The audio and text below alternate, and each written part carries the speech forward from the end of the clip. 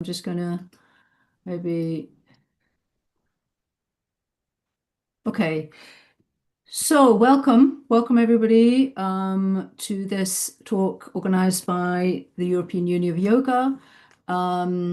It's the penultimate talk, in fact. Second to last, we have just one more next week in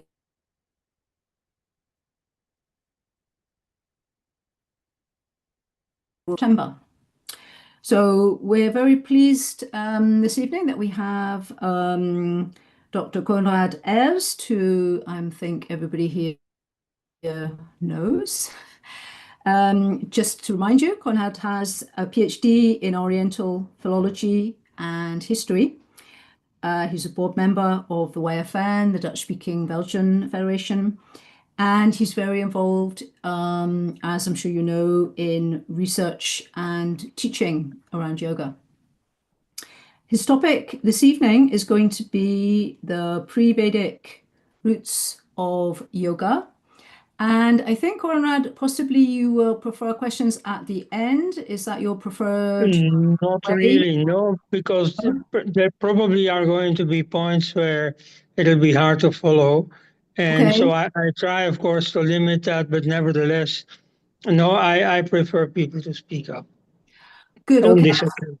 that's good to know. So if you have a question, Mm. you can put your hand up. You can put your little Zoom hand up if you want to, and then we can bring you in at that point. It might be more relevant to do that as we go along then, if there are any things are Yeah, not clear. So, okay, fine. So, should I try now and start sharing your yeah, that's a very good idea. fingers crossed this is working. So Yes. let's see, hey. Yeah, everybody cross your fingers. Okay.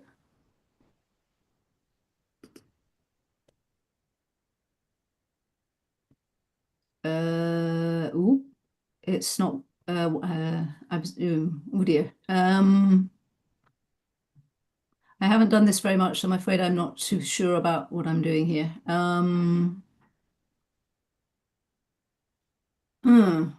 Can I help, Joy? Where are you at? Yeah, maybe you know. Do you have it, Fabienne? I don't know if you have this PowerPoint. You don't have it at Did the you moment. send it to me? Okay, let me. Yeah. Sorry, everybody. Otherwise, if you send it to me, I can try to. Okay. Yeah. So I'm sending it just now. Okay.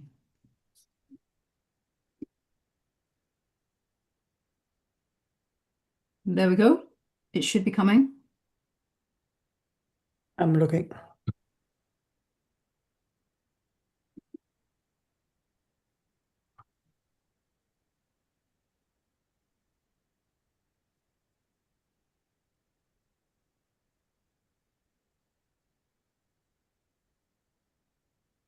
It takes some time. Normally, it's nearly immediate.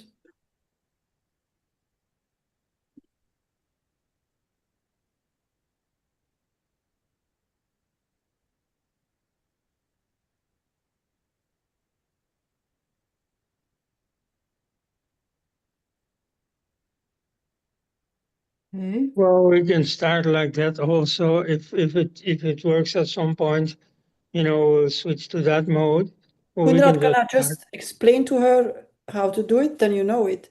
At the bottom, you have share. That's what I used. Yeah, absolutely. Okay, and then what do you see if you click on that one? Clicking on it, I see You see his PowerPoint. there's just a box, and at the bottom of the screen it says share, but I think You first have to select his PowerPoint. Is his PowerPoint already open on your it's computer? already open. Yes, And do yes. you see it somewhere on your computer? I see it open on my screen behind the Zoom, yes. But Well, then you click on that document with your mouse. You click on that document and then press share. but That clicking should work. on the actual PowerPoint or no? Yeah. But it's open, so it should it share now or Well, if you if you click on share, I get to see all the documents that are open on my computer. I'm not seeing that. I don't know why. Ah, This is a computer I'm not used to, so I don't know. okay. Sorry, you don't have it yet. No, something. Maybe try again. I'll try this. Open. Koenraad, or can you send your document to me also? Because last, Oké, dat zal ik doen, ja. yeah, Sorry, everybody. This is not very good. wasn't relearning. Wow. I thought it was very simple, but it's not. Not for me, anyway. Once you know it, it's simple. You just have to know. I'm sure. I don't understand when I press share, when I click share, why, I mean, the document is open there. So No, if you press share, you can see get it. to I can see see it normally all the documents that are open on your computer, and there you have to select it. But are you, yeah, yeah. Oké, Fabienne, hij komt. You've sent it, okay. You didn't get it then when I sent it, Fabienne? No, like yesterday also had something like someone was sending me something and did not arrive, and then afterwards somebody else sent it, or maybe in the spam. Wait a minute. That will be much easier. No. Kind of. No.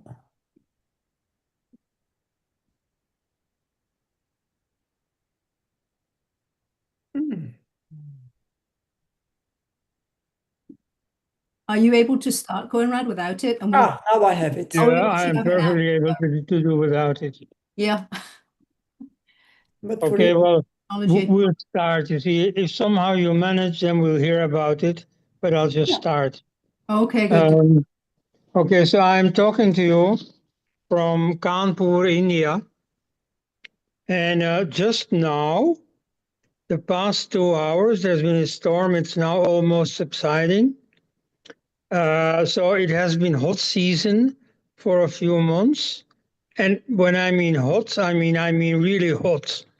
You know, like 35 degrees at the coldest time of the day and going up to 50. And I have shared. Do you see it? Yes, I yes. don't. Okay. Go ahead, Koen. If Yeah. you want me to go on, you tell me. Okay. So now the storm breaks, and that's the beginning of the rainy season. Just now. And that's a very special moment. So that the air is full of electricity and there's an enormous discharge. So it's a very pleasant moment. And in the Vedas, this moment is dedicated to the frogs. Because the storm comes from the god Indra, and all the priests are very happy. And they chant Vedic hymns for Indra. And they sound just like the croaking of the frogs, who are also very happy because now there is water again. So everybody's happy.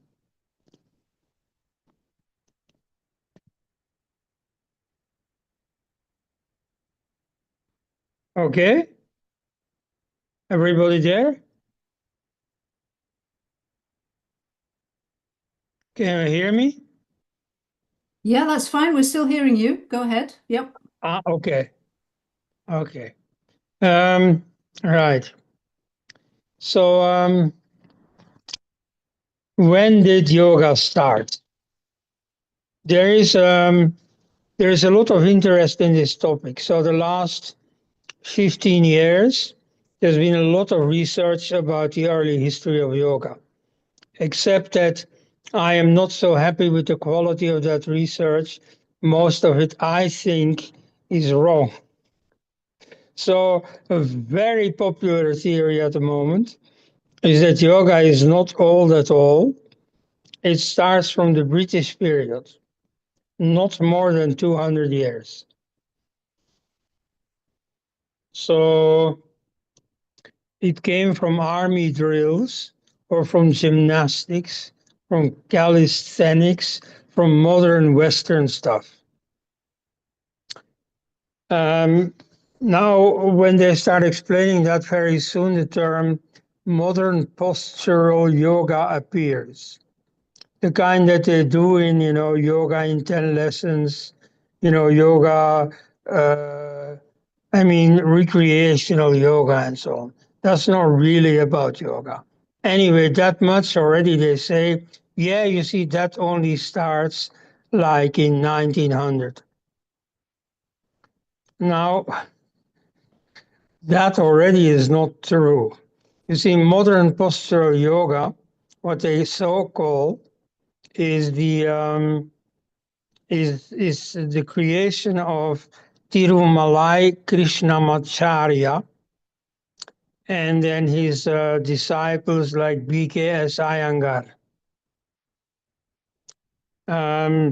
This Tirumalai Krishnamacharya, he worked in the palace of the Maharaja of Mysore, which was a big princely state outside of British India, where most people never saw a Britisher in their lives.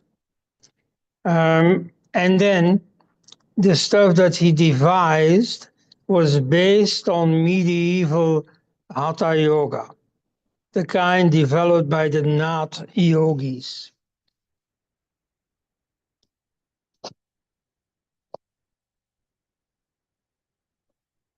Okay.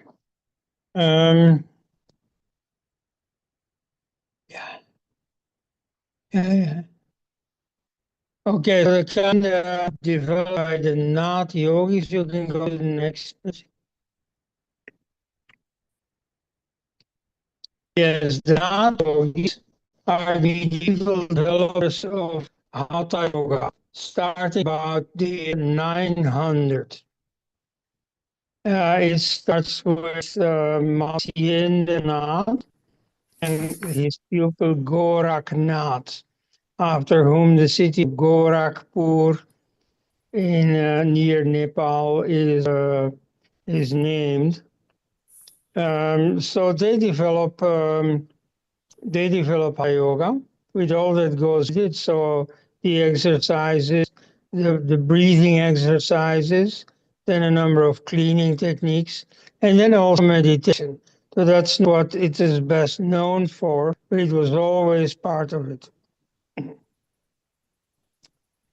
Right now is a person in India very well known who is also a member of these Nath yogis. This still exists, namely Yogi Adityanath, who is the chief minister of the state of Uttar Pradesh, which is the largest province of India, more than 200 million people.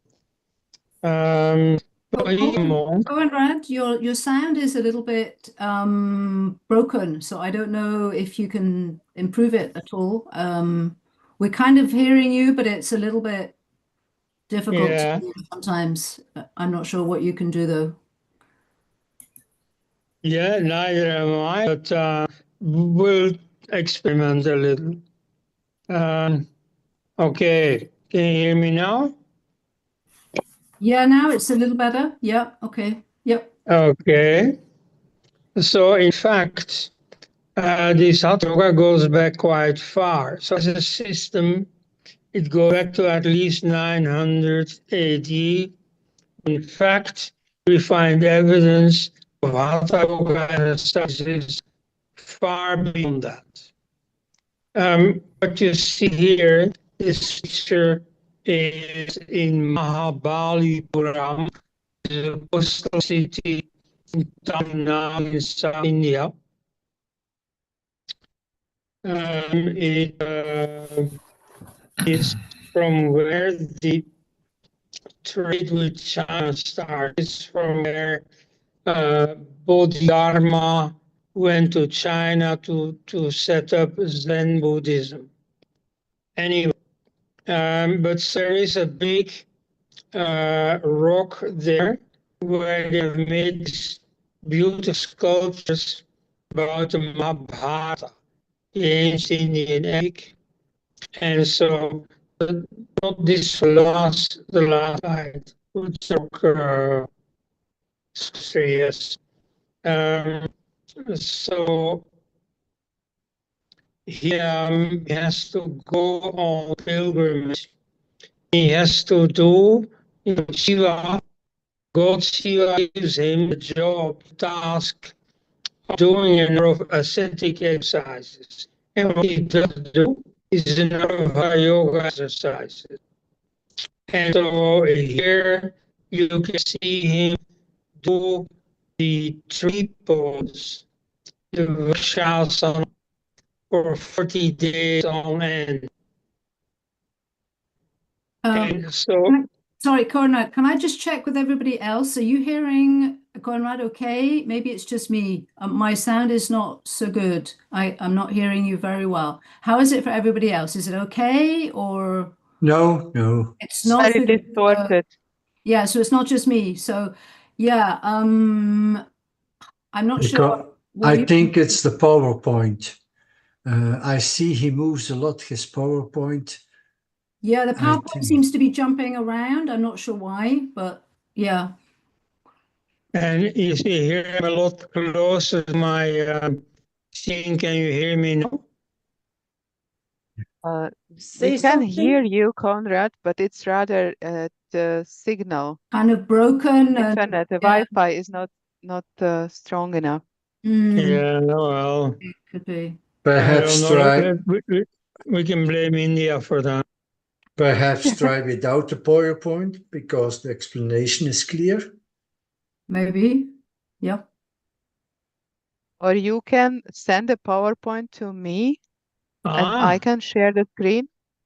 It was already being shared by Fabienne, in fact. I'm so sharing Oh, it. okay. It's not Koenraad who's Yeah, sharing. I don't have you people's addresses, but I mean, whoever has it, several of you have it already. Please send it around. You have the addresses at hand. I mean, I can send there's it around. no No copyright problem. on this. Yeah. Okay, so can you continue without the PowerPoint, Koenraad? Is that okay? That's all that perfectly fine. The PowerPoint Okay, any so difference.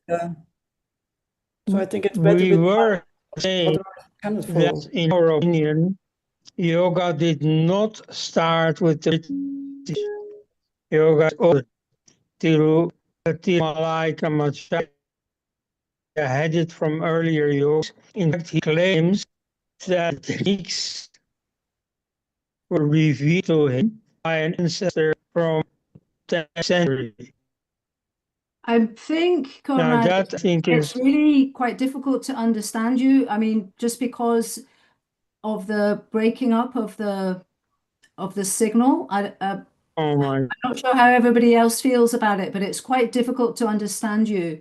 With the PowerPoint, we could sort of follow a little bit, but it's really quite challenging, I'm afraid. So I'm not quite sure. Maybe Could- if he so you cuts have- his camera. If he cuts the camera, that's a lot of data. Oh, that's right. Could be. Yeah, good idea. Good suggestion. So I you mean, try we know how he looks like, Koenraad. We know how he look like. So if you cut your camera, that might be better that we just hear your voice and then Okay. at least let's give it a try. Give it Okay. a try. If that doesn't work, then probably we have to give up and we just circulate the Yeah, I PowerPoint, understand. which I'm sure is very We'll give up the I'm sorry video. about this, but we'll try it without the camera. One Yeah. final effort. Thank you, Koenraad. Yeah, okay. Well, then, we go back one more stage. So the Yogi 900 AD, they start some very important yoga, Hatha yoga, You have a number of important Koenraad, books from that period. can Ja. you switch off your camera? Uw camera uitzetten, because you're op uw gsm. Can you switch off your camera? And how to do that? That we only hear you, because camera uses a lot of Oh, data. yeah? Yeah, to Okay. try. Oh, off. Now? No, you have to put it off. Yeah. You switched it on again. Okay. Yeah, Yeah, like that. now it's clear. Right? Yep. Yeah. Yeah. Okay. Okay, here we go. So not the British. The Nath yogis are important, but they're not the beginning. They too have predecessors, like, for instance, the next slide. You see, on the next slide, you see Mahavira Jina, the founder, or at least the big guru of Jainism. He reached his enlightenment, and according to his disciples, he did so while sitting in Goduhasana. Goduhasana, or the cow milker's pose. And it's a very difficult pose. It's squatting, but not on your flat heels. That's also difficult, but for other reasons. But on your toes, which is very difficult for your equilibrium. Nevertheless, he was not just anyone. So he could meditate while sitting in the Goduhasana. And it is in that posture that he reached enlightenment. So you see, postural yoga at that time was a very common thing.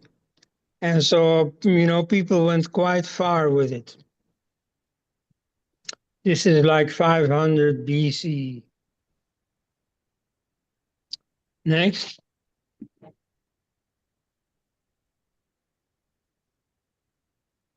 Yes. Part of this Hatha Yoga thing is the development of subtle physiology. This is largely connected with pranayama, also with a very specific form of pranayama, namely Kundalini. And so Kundalini is not necessary to yoga. When you read the old texts in the Upanishads, in the Yoga Sutra and so on, there is no Kundalini at all. And on the other hand, you also have Kundalini without yoga. And so Kundalini is quite universal. When anthropologists went to study the Bushmen in Namibia or the Aboriginals in Australia or so, they all had some form of Kundalini. And they whipped up this Kundalini energy by means of drums and wild dancing. But so not yoga, and yet they had Kundalini. And so conversely, you have plenty of yoga, like in Buddhism, for instance, where they never heard of Kundalini, right? But so nevertheless, in the history of yoga, at some point, they start integrating this Kundalini in yoga. So this is mostly in the first millennium after Christ. So that gets integrated in Hatha Yoga and so on. Right. So that all exists long before, according to the Western scholars, yoga comes into being, okay? So in fact, yoga is much older than the academics say. Okay, the next hurdle. Oh yeah, right. Part of this genesis of yoga is, of course, Patanjali. So Patanjali is not that ancient.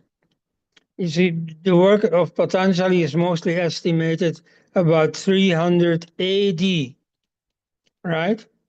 There is a bit of discussion about that in India, mostly they say here that Patanjali is from about 200 BC.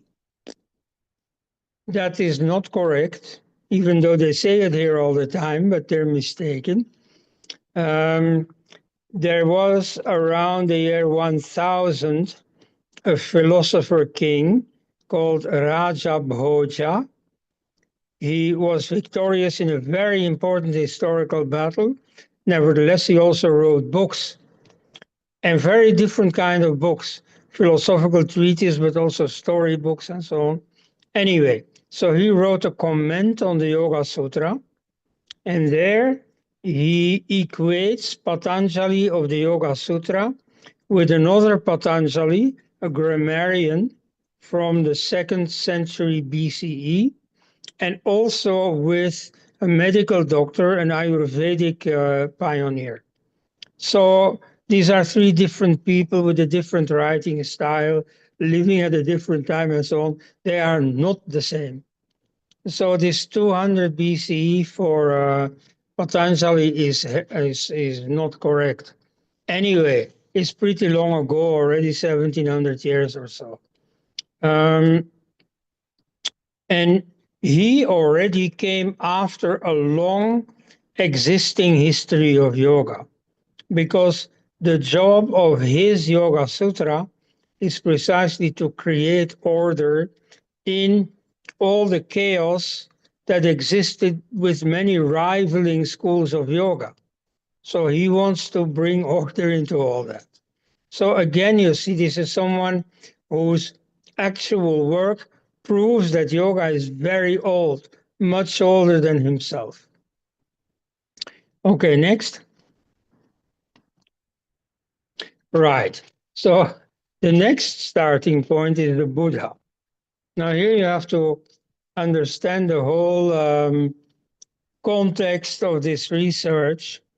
There is a strong anti-Indian and anti-Hindu prejudice at work. And so they try to reduce everything good in Hinduism to influence of Buddhism. In fact, Buddhism is an offshoot of Hinduism. It can't have influenced Hinduism. Not that it's important, but you see, it helps here to get some precision about the date when it started. It started before the Buddha, and the best place to prove that is the life of the Buddha himself. You see, the Buddha was the pupil of several teachers of yoga. At age 29, he decides to go into the forest to practice yoga after he has seen, in his famous 4 meetings, he has seen a yogi. He has seen how happy he is, how blissful he is, and so on. A successful yoga, a yogi who has achieved enlightenment, and him he wants to emulate, right? So, and he himself also says so many times. The Buddha says, I only walk into the footsteps of the earlier yogis. He has not invented anything. All right, next.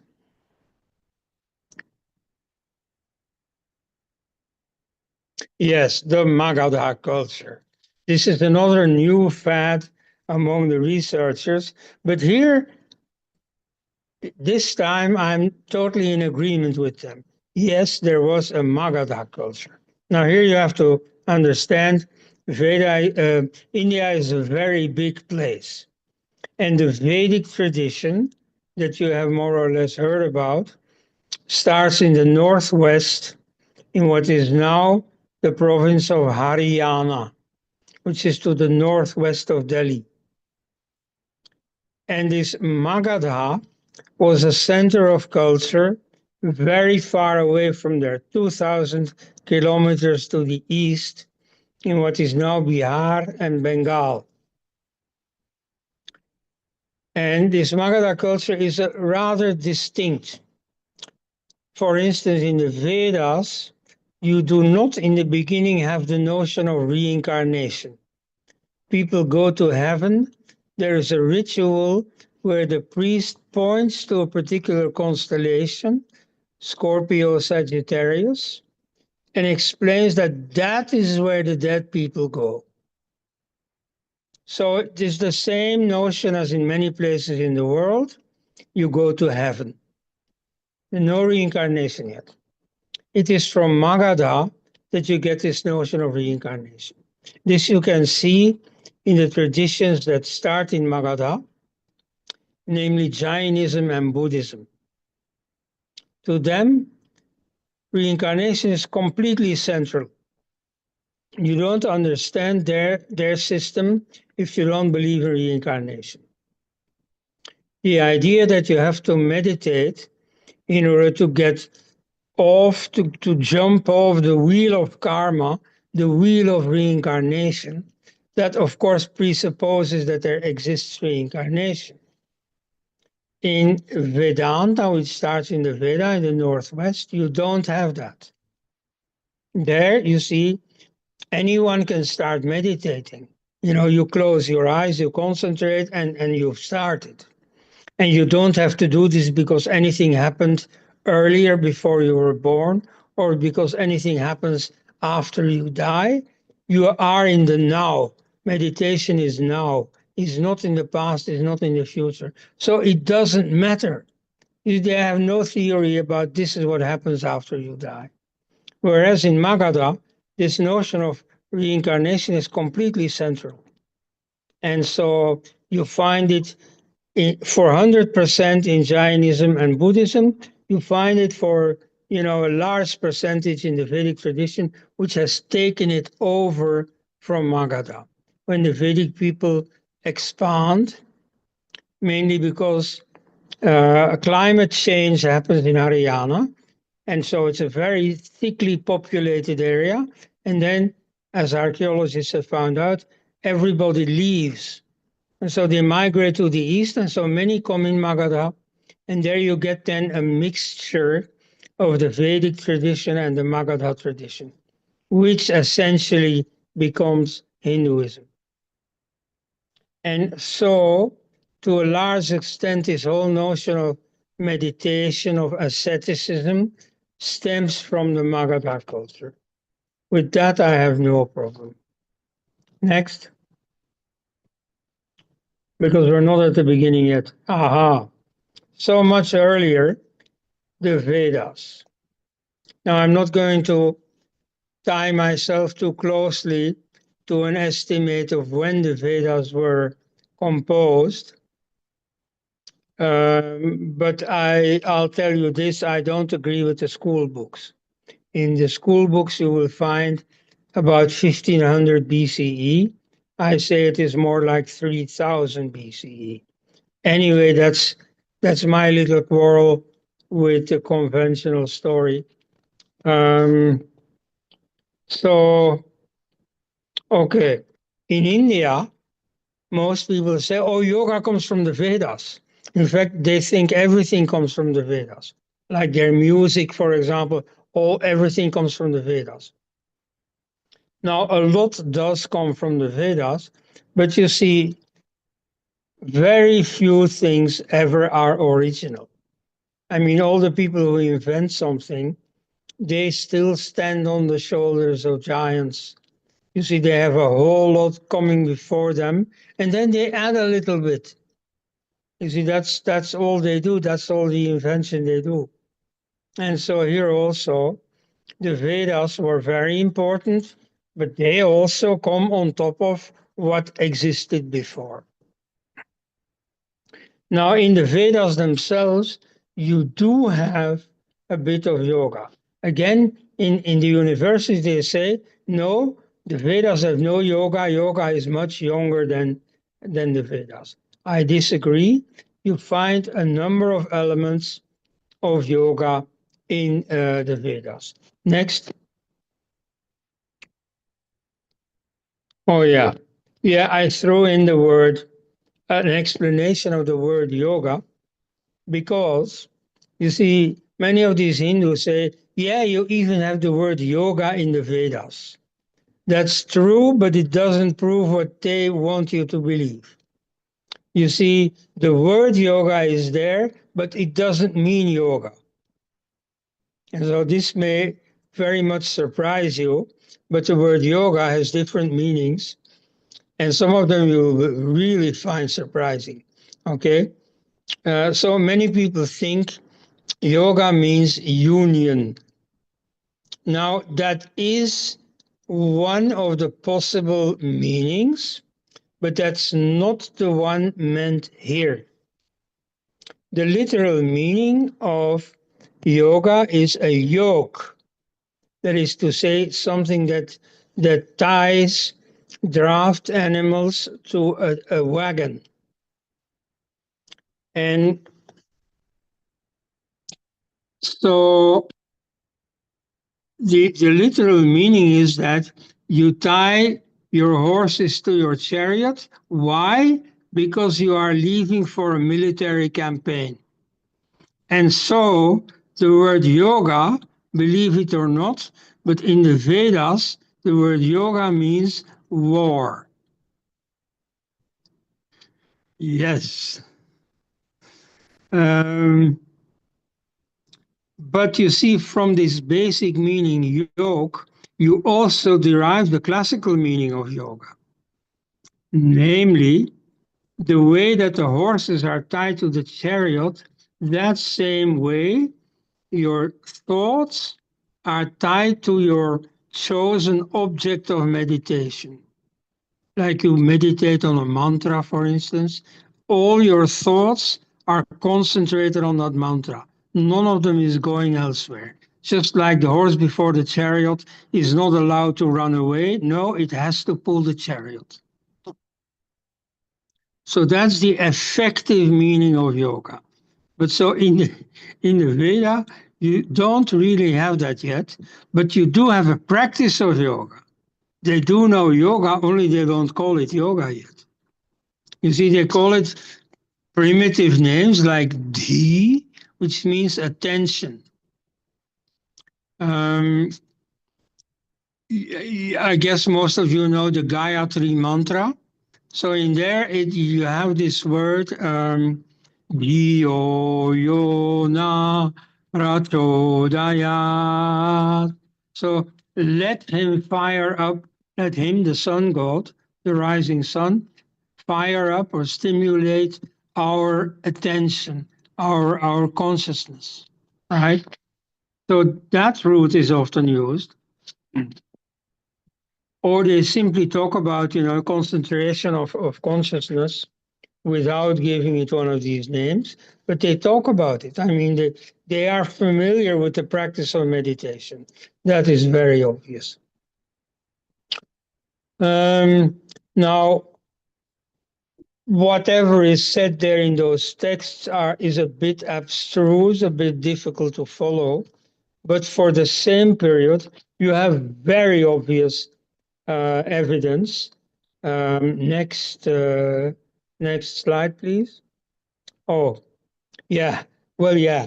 No, here's evidence that you find in the text of the Vedas. The pictures come next, but look at this. You see what you see here are sadhus, that is to say, monks, homeless monks, ascetics, mostly in this case, this sect, the Naga sadhus, they are naked. So Naga, the word Naga in modern Hindi means a snake, right? And it is related to the English word snake. Only the English has added an S to give the hissing of the snake. Okay, but the real root is nake, which is related to the word naked. Why? Because the snake is a naked animal. It has no fur, of course, but it also has no feet and no hands. It cannot push itself off from the floor. It is totally exposed to the elements around it. So in that sense also it is the naked animal. All right? So the Naga sadhus are the naked holy men, because that's an element of their asceticism. They want to live without anything, and they're radical about it. Now there is a hymn in the Rig Veda, the Keshin Sukta, which chants about such men. Interestingly, they do so in the third person. So they know of these sadhus, but they themselves are not such sadhus. You see, the Vedic people, they may be meditators, but they're not these colorful figures who live on the outskirts of society. In fact, on the contrary, the Vedic seers are VIPs, are very important persons. They're courtiers. You see, they live around the king. And so they look upon these yogas as a bit funny. So you see, in this hymn, they comment on them from afar. But nevertheless, they are there. That is clear. You see, unlike for our ancestors, for their ancestors, living yogis were part of their daily life. They were familiar with yoga. Next. Yes, so here it is. The Harappan cities. Now, you see, here I have to update you about the archaeological findings of the Indus civilization or the Harappan civilization. So you find more and more evidence for it coinciding with the Vedic culture. You see, all the places where the Vedic culture takes place is in northwest India, mostly Haryana, and the cities of the Harappan culture are mostly there, right there. Like a few weeks ago, I've been to Rakhigarhi in Haryana, which is the biggest Harappan city. And so that's about where the Vedas were composed. So in these Harappan cities, you have plenty of evidence for yogic postures and meditation. Like the one you see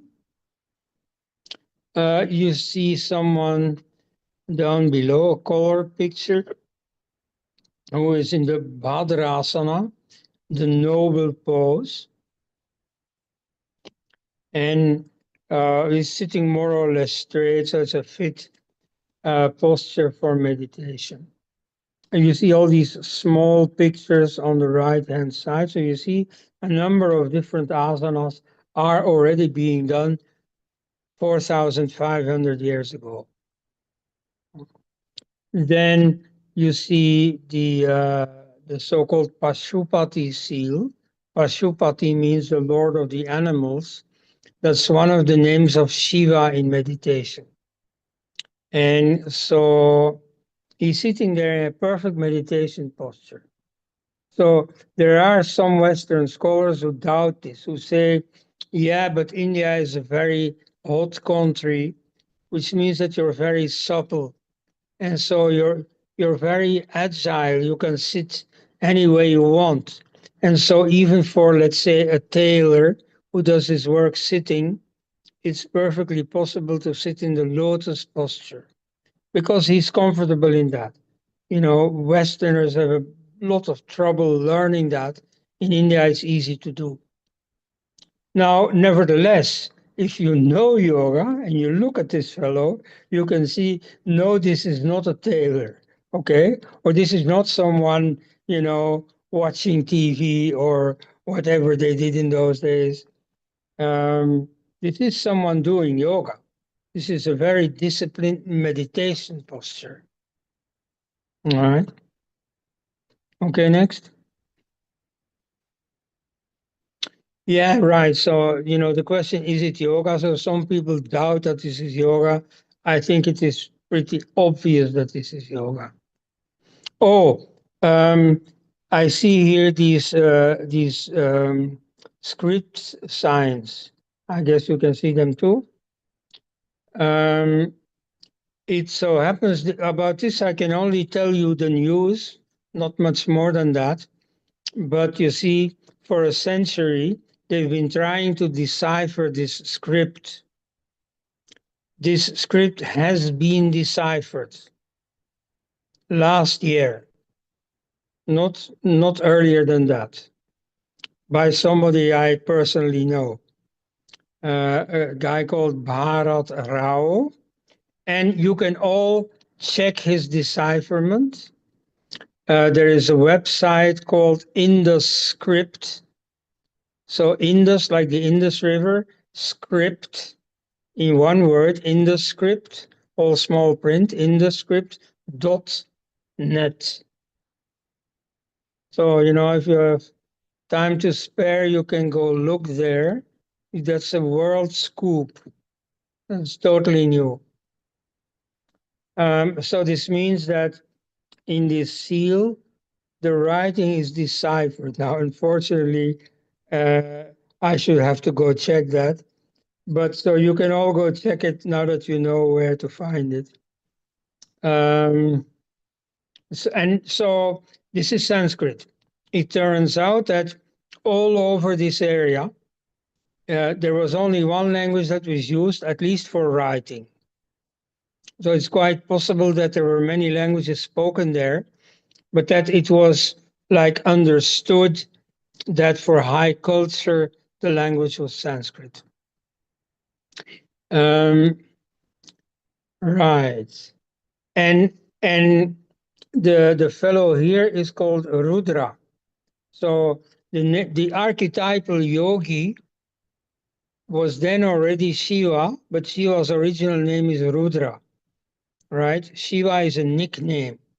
The real name is Rudra, which literally means the screamer. And because he's a terrible god or a terrifying god, you approach him nicely. So you don't call him by his name, you call him by a sweet nickname. And so it's like when you're afraid of someone, you flatter him.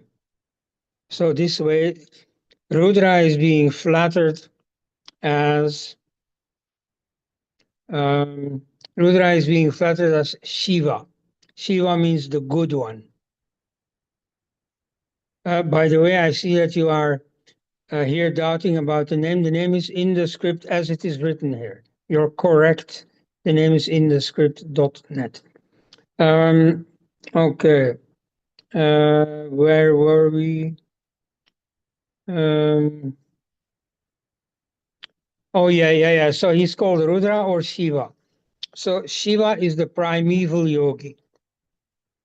And so he's named the good one in the sense of the beneficial one, the one who helps you onwards. Okay, next. Then the contents of the Veda. Many people say, oh, they contain no yoga at all. Now that's, only some primitive nature worship. Now, you see, that's not true at all. There is plenty of high philosophy in the Vedas. Like one of the most important texts ever written is the Rig Vedic hymn 1.164. You can note that down if you want. It's called the Riddle Hymn, number 1.164. So it is the hymn number 164 in the first book of the 10 books of the Rig Veda. It's an incredibly important text, very rich in philosophical ideas, and among them in some basic ideas of yoga. First of all, it gives an explanation of the word Om. In fact, the very first word in the Rig Veda is the word Om. Right? So that's already one thing that definitely yoga has to do with the Vedas. Then the whole notion of asceticism is explained with a beautiful metaphor. So you have in India the notion of nivriti and pravriti. So pravriti means engagement, involvement. You see, being busy with the affairs of the world.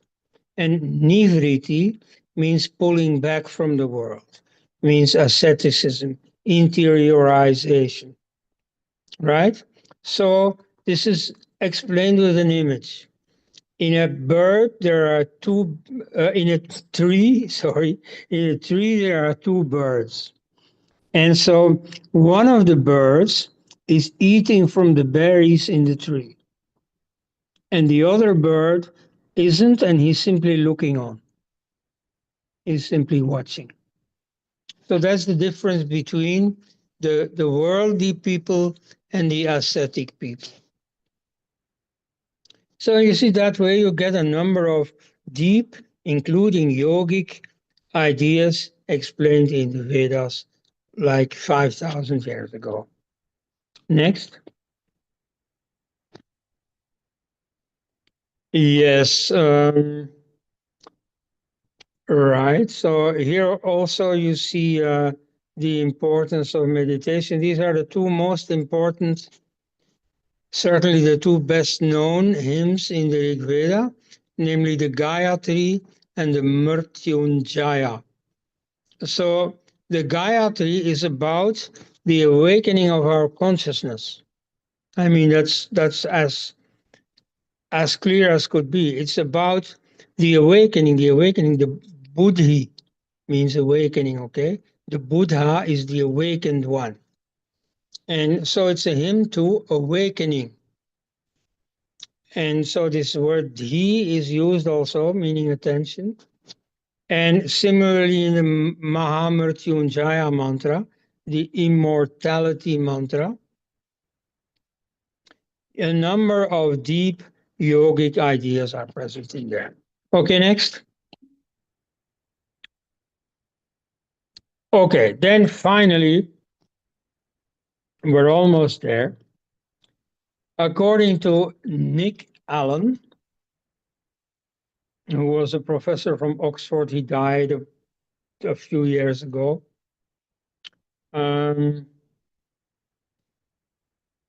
He wrote a paper in 1998, one of the most important that I've read in my life, where he argues that yoga has Indo-European roots.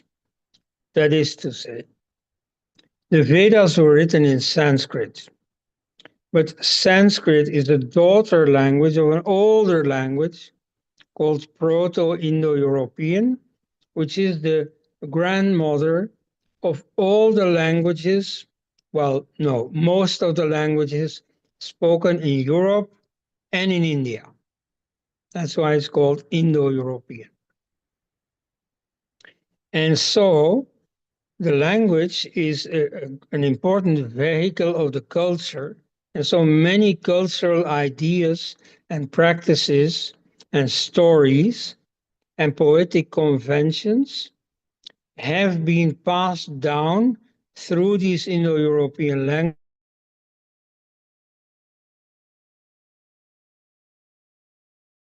to Germanic, to Slavic, to Celtic, to Iranian. And Nick Allen shows that yoga was part of that package. And you find several yogic symbols clearly present in other traditions or mythologies. For example, a very famous one, the trident.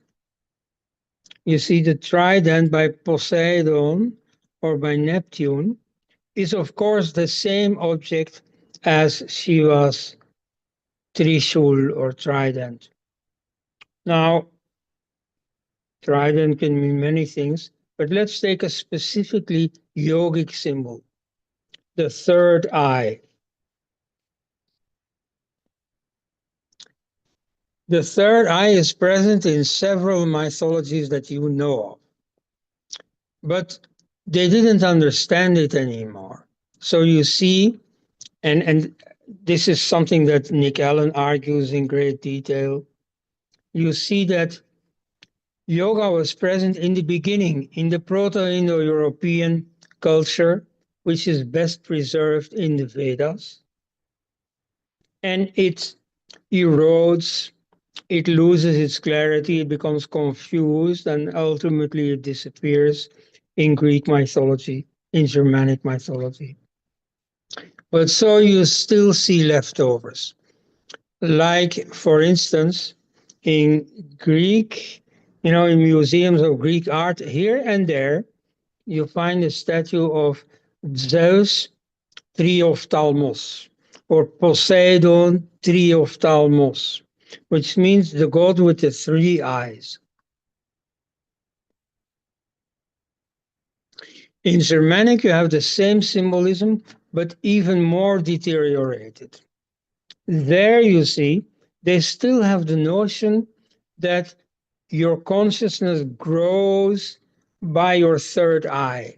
You see, it has to do with awakening, but they don't get it anymore very exactly. So you see, they must have had a phrase saying, my eye is single, meaning my eye is concentrated. You see, I have higher vision. But then they start to, well, misinterpret it. And so to them that becomes a god with one eye. And here you see the god has plucked his other eye out. He has sacrificed his eye to gain wisdom. So to gain the same thing that in India is being symbolized by these yogic ideas were very much present in the Proto-Indo-European culture, have been mostly lost in the European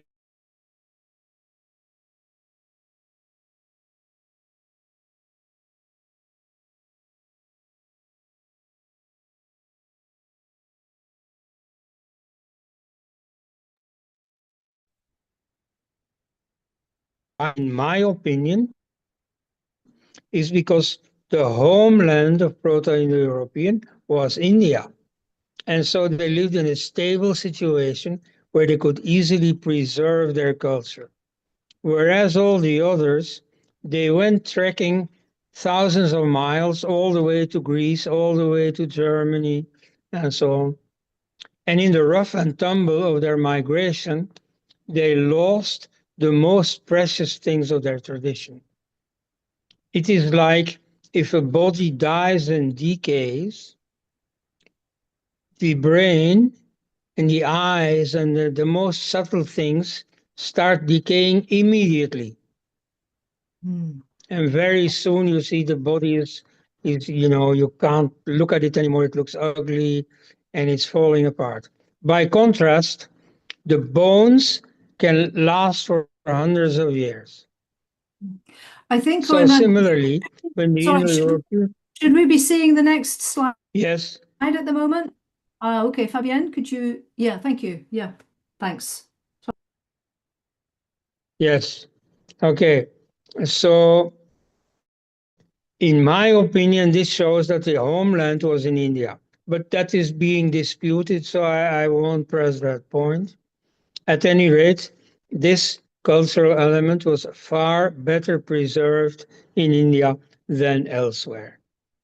Now, is that the ultimate origin? Well, that we don't know, because when we speak of Proto-Indo-European, we speak of some 7,000 years ago, which is recent in the history of mankind. You see, people came from Africa into India about 70,000 years ago. And so there was already a very long human history before this Indo-European stage. And so in that sense, you see, I don't exclude that yoga existed even earlier. That you see, some people just experimented. You see, breathing is something everybody does all the time. And so one day you sit there in the corner of your cave with nothing to do, and you start watching your breath. And suddenly you think, hey, this is interesting. so you see, by trial and error, yoga starts.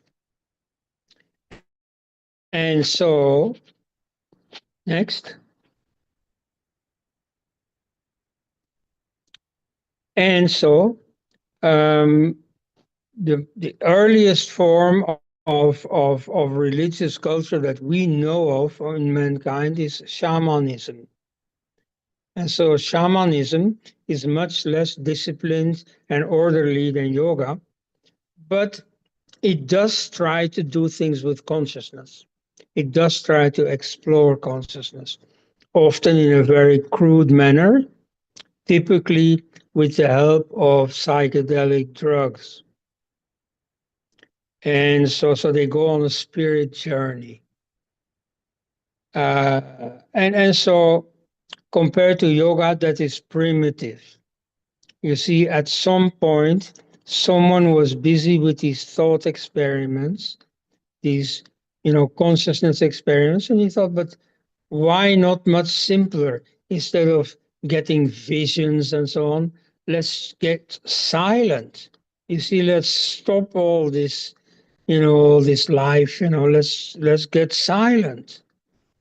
And so that way, yoga grows out of, a swamp of shamanism. And that is why Shiva, as the Adi yogi, as the Ur yogi, as the primeval yogi, is indeed often depicted as a shaman. And, in the beginning, long before he became a yogi, he was a shaman, a very primitive fellow sitting on what do you call it? The skin of an animal. And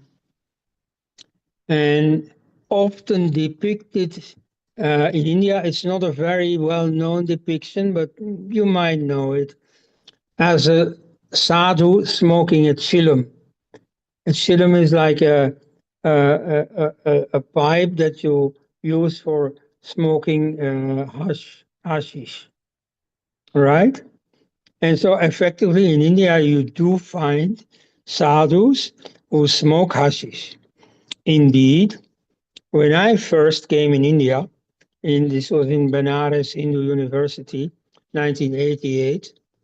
And so I got to know many people. They're very serious, philosophers and historians and so on. They knew a lot and really great people.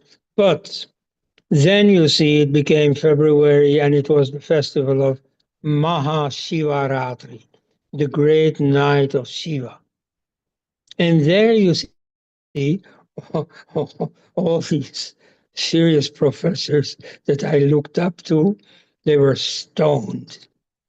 You see, this is part of the persona, the image of Shiva, of getting high, right? And it is out of this rather chaotic, experimental, consciousness culture that ultimately something subtler was being distilled, namely yoga. See, so I think those are the roots ultimately of yoga. The picture that you see there is the picture of Adi Yoga, the original Adi Yogi, the original yogi, which stands in the ashram of Sadhguru, who is a fairly well-known guru, traveling guru from Coimbatore or Kovai, a city in South India. So there he has this giant statue of the Ur Yogi. So you see, that's Shiva. Shiva has already, gone through a lot. In fact, to reconnect with where we started, it started with a bit of difficulty getting this talk going. And that reminded me of the very first yogic initiation I received. I was 20. This was in Amsterdam. And so there was a traveling yogi, Swami Hariharananda Giri, of the tradition of Kriya Yoga, vaguely related with the autobiography of a yogi by Yogananda, that tradition. And so, you see, he started doing his ceremony. And so to me, he said, "You have come from the long distance for bliss." So you see, that is the spirit. So it starts, in difficulty and so on, but ultimately you'll get there. Yes, that's the most important thing to remember from this. Thank you. And if there's any more questions or objections, then please, I'd like to hear them. Okay, thank you very much, Koenraad, and thank you very much for your persistence. We got, as you say, we came through some difficulties there, but we made it eventually. So thank you very much. Thank you to everybody else for their patience. Fabienne, are you able to stop sharing the PowerPoint now? There, thank you very much. Thank you, Fabienne, for stepping in there and sharing the PowerPoint. Okay, so Koenraad was asking for any questions or any objections that anybody might have. It might be quite ambitious to have objections, but you might have managed to come up with some in the course of that talk. If you'd like to come in, yes, Chris, did you want to say something? Yes, I wondered if Tantra is something that started also very early somewhere together with yoga. Yes. Yeah. Yeah. Tantra is certainly very old. It does start very primitive.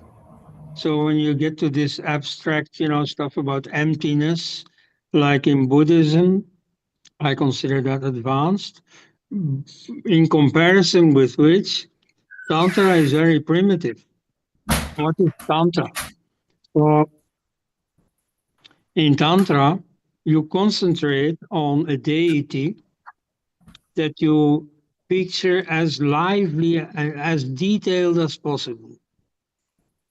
So that's why all these god images in India have so many details, like they have 6 arms, and in each of them they have a different object or a weapon or so. They have a color pattern and they have an animal that they're sitting on and so on. It's a very detailed picture. So you concentrate on that picture more and more and deeper, and ultimately you identify with that picture. The God that you contemplate, ultimately you yourself become that God. That's the central practice of Tantra. That's what you call Tantra. So it's not what they make of it in the West. But you see, it's a primitive practice in the sense that there you take a very real understanding of a deity. I mean, you see, many modern Westerners, post-Christian Westerners, don't want to be troubled with the idea of gods. They find that childish and so on. Well, I don't know what to think of it, but at any rate, that is Tantra. And so, yeah, that's very ancient, no doubt.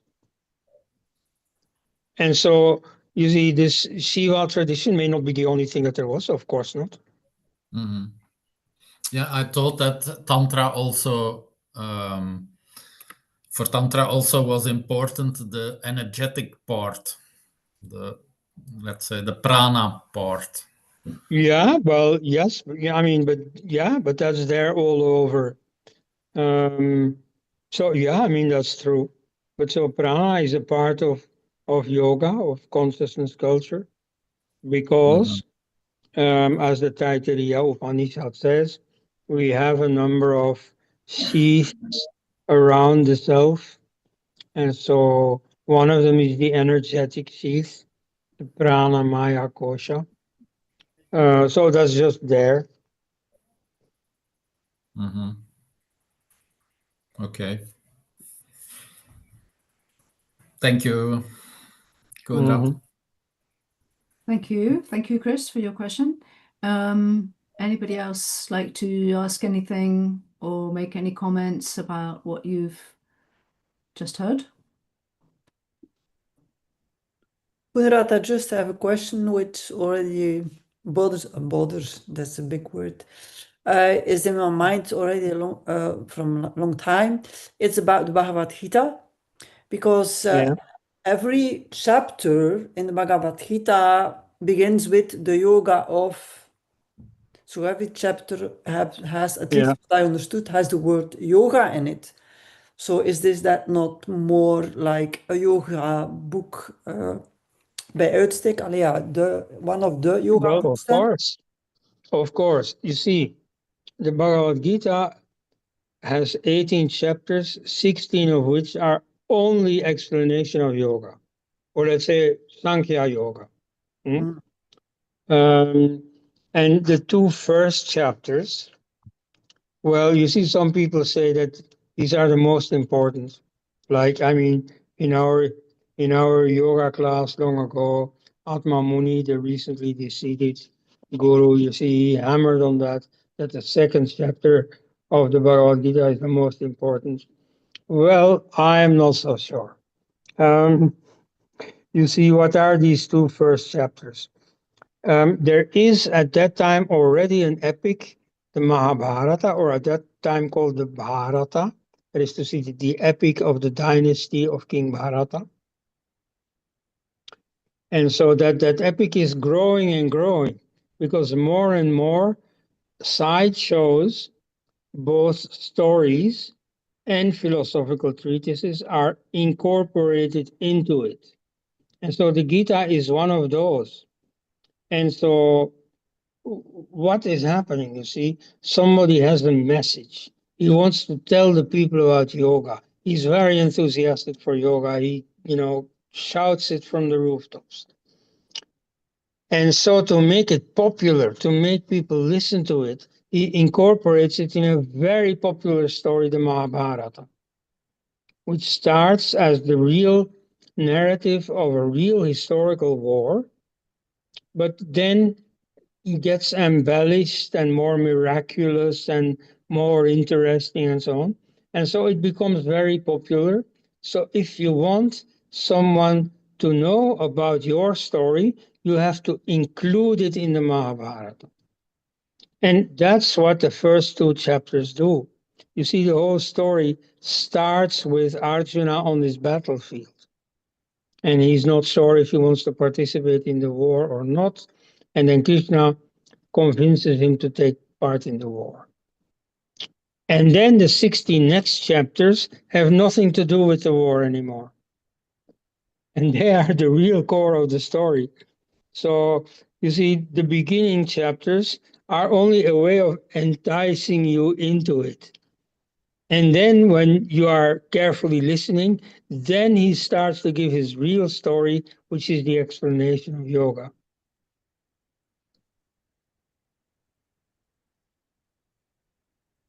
Now, of course, this is what I am saying. I'm sure that in India, many people will say, oh yeah, these Westerners, they don't understand anything of it, and so on. And they don't like to hear this. But I'm fairly sure of it. And the Mahabharata, how old is that supposed to be? Or did I miss this? Well, a friend of mine has written a great book 2 years ago, Geography of the Mahabharata, which gives not only the geography, but also the chronology. Is more controversial. Like he shows, for instance, about the other epic, the Ramayana, where Rama goes to Sri Lanka, or at least to Lanka. The story says that he goes to Lanka. So contrary to everybody else, he shows that this is not the island Sri Lanka that we now know. And so he follows all the details of the itinerary, and he ends up somewhere else on another island, namely the island of Bhagatrath in the mouth of the Narmada River near the present-day city of Surat. Surat, which is very well known in Belgium, because that's where all the diamond people in Antwerp come from. Anyway, but so there's an island, Bhagatrath, which had a Harappan city. And so it corresponds to the city described in the Ramayana. And so it's not the Sri Lanka down south, but it's this island of Bhagatrath. Now, similarly for the Mahabharata, it gives in great detail who is who and what is what and so on. And so there are a number of astronomical indications which allow for a reconstruction of the chronology, and the exact year of the war. I don't say of the story, because of course the story takes years to, to build up after that. But the event about which the story starts, the Battle of Kurukshetra, takes place in, drumroll, in 1783 BC.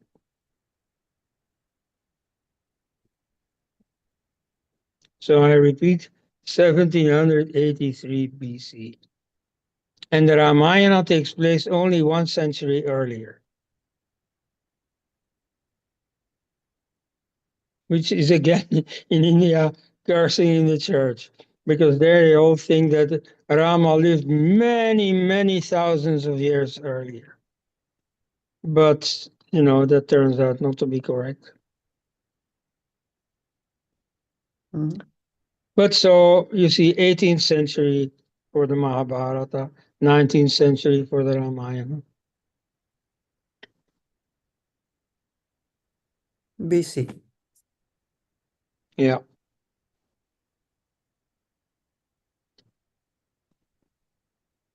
Okay. So I think it must be quite late at night already for you, Koenraad, but if you... Well, here it's 20 past midnight. Oh, wow. Okay, so if anybody still has one more question for Koenraad before he goes to sleep, maybe, please feel free to come in and any comments that you have.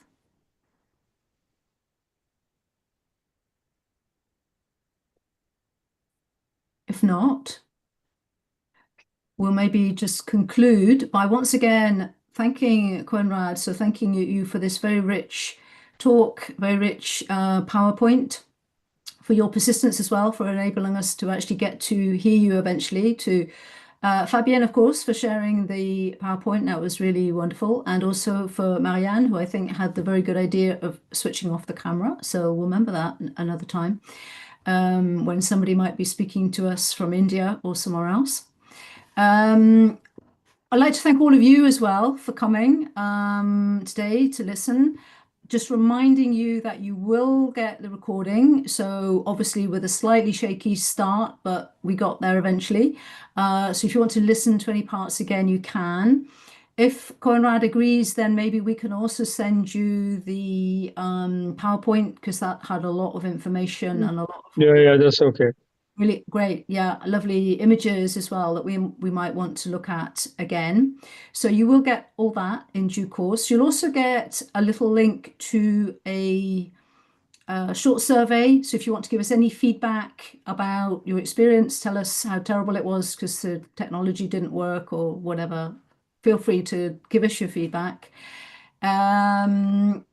We will be having one more talk next week. That one's in German. So German might not be a language that you speak, but there is one more talk. And then we're coming back again in September. So we already have some talks planned for September. And there will be more, some in English, in French, in Dutch, of course, we hope, German. So we'll be continuing in September. And in the meantime, you might be interested in coming to Zinaz, just mentioning again that we have the EUY Congress happening this August.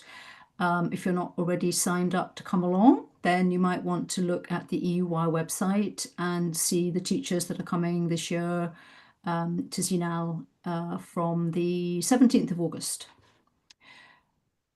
Other than that, thank you very much all for coming. Have a very nice evening and enjoy the weekend, enjoy the solstice, and we look forward to seeing you again another time.